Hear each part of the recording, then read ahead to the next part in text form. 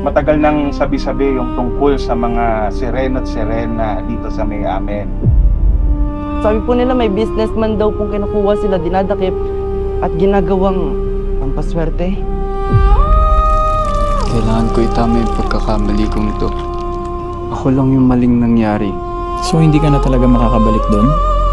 Dahil kay Ursula? Mga tanga kayo! Mga inutil impertinente! Kapag ikinulong mo ang serenong nabubuhay tao at nakakaramdam ng pagmamahal, hihina ang swerte niya.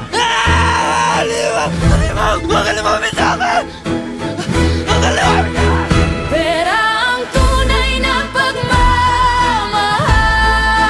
Kamunti ka nang masira ang sumpa. Ewan ko kasi nga hindi naman pala doon yung kwarto natin, so may nakita tuloy ako dun sa loob pagbukas ko.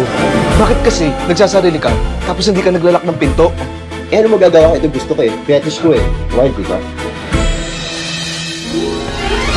Ikaw? Kaya umamin ka na sa akin, wala namang mawawala eh. Ikaw lang naman sireno dito. May gusto sana akong sabihin sa'yo. Gusto ko na magbagong buhay. Gagawin mo bang lahat para sa pera at kapangyarihan? Nandyan sa resort na yan ang kayang ibigay sa atin ang lahat ng mga kailangan mo sa mundo. Grabe yun, Major! Ayoko nang may napapahamak pang iba. Okay na ako dito. Tandaan mo, dito kami lagi para sa'yo, okay? Hindi dapat ito nangyari, Julius. Dahil ba alter ako, i-delete ko account ko para sa'yo. Gusto kong makalaya, walang makakapigil.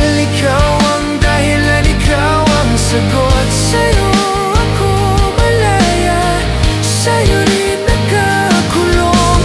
Pag-ibig ko'y labis, pero mundo natin ay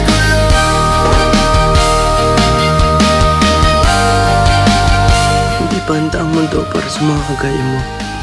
Kaya, lumungi ka na.